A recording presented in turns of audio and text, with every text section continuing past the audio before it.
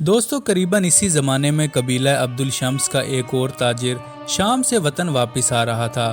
ایک رات ریگستان میں ایک بلند آواز نے اسے نیند سے جگا دیا۔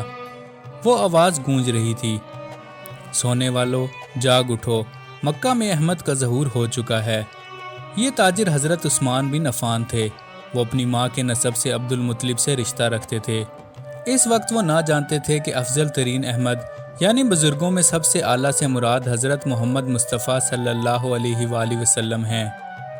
لیکن مکہ پہنچنے سے پہلے ہی انہیں قبیلہ تیم کا ایک فرد طلحہ بن عبید اللہ مل گیا۔ یہ حضرت ابو بکر رضی اللہ تعالیٰ عنہ کے رشتہ دار بھائی لگتے تھے۔ طلحہ رضی اللہ تعالیٰ عنہ کا گزر بصرہ سے ہوا۔ وہاں کے ایک راہب عیسائی عالم نے ان سے پوچھا، کیا بیت الحرم یعنی مکہ کے لوگوں میں احمد کا ظہور ہو چکا ہے؟ طلحہ نے پوچھا، احمد کون؟ راہب نے جواب دیا، عبد المطلب کے بیٹے عبداللہ کا بیٹا۔ یہ اس کے ظہور کا مہینہ ہے اور وہ آخری نبی ہیں۔ طلحہ نے یہ بات حضرت عثمان رضی اللہ تعالیٰ عنہ کے سامنے دہرائی تو عثمان نے بھی اپنا تجربہ بیان کیا۔ طلحہ نے تجویز دی کہ مکہ پہنچ کر اپنے رشتہ دار حضرت ابو بکر رضی اللہ تعالیٰ عنہ سے ملتے ہیں، جو ان دنوں رسول اللہ صلی اللہ علیہ وآلہ وسلم کے قریبی ترین ساتھیوں میں سے تھے اور آپ صلی اللہ علیہ وآلہ وسلم کی ذات سے بہت متاثر تھے۔ جب یہ دونوں مکہ پہنچے تو فوراً حضرت ابو بکر رضی اللہ تعالیٰ عنہ کے پاس گئے اور انہیں ساری بات تفصیل سے بتائی۔ حضرت ابو بکر رضی اللہ تعالیٰ عنہ ان دونوں کو فوراً رسول اللہ صلی اللہ علیہ وآلہ وسلم کے پاس لے گئے تاکہ آپ صلی اللہ علیہ وآلہ وسلم کے سامنے راہب کے الفاظ اور صحرا میں سنائی دینے والی آواز کا ذکر کر سکیں۔ ان دونوں نے رسول اللہ صلی اللہ علیہ وآلہ وسلم کے سامنے ایمان لانے کا اقرار کیا۔ دوستو، دین میں تبدیلی کے ان ابتدائی واقعات میں چوتھا واقعہ بنی زہرہ کے ایک نوجوان حضرت عبداللہ بن مسعود رضی اللہ تعالیٰ عنہ کا ہے۔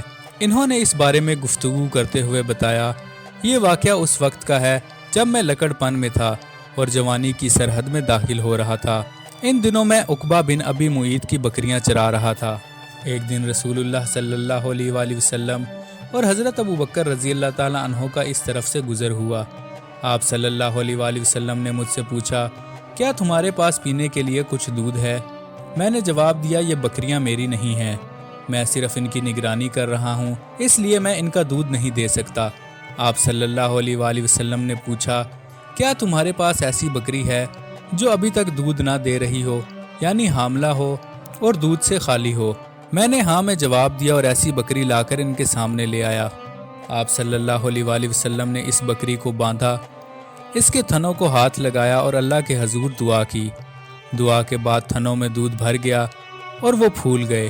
حضرت ابو بکر رضی اللہ تعالیٰ عنہ ایک پتھر اٹھا لائے جس کا ایک پہلو پیالے کی مانند خالی تھا۔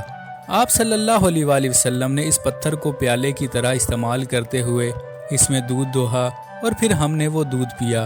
پھر آپ صلی اللہ علیہ وآلہ وسلم نے تھن سے مخاطب ہو کر فرمایا، خشک ہو جاؤ، تو تھن فوراً خشک ہو گئے۔ چند دن بعد حضرت عبداللہ بن مسعود رضی اللہ تعالیٰ عنہ رسول اللہ صلی اللہ علیہ وآلہ وسلم کی خدمت میں حاضر ہوئے اور اسلام قبول کر لیا۔ کچھ ہی عرصے میں انہوں نے قرآن کی 70 سورتیں زبانی یاد کر لی۔ اس معاملے میں وہ غیر معمولی صلاحیت کے حامل تھے اور جلد ہی ان کا شمار بہترین قارئین قرآن میں ہونے لگا۔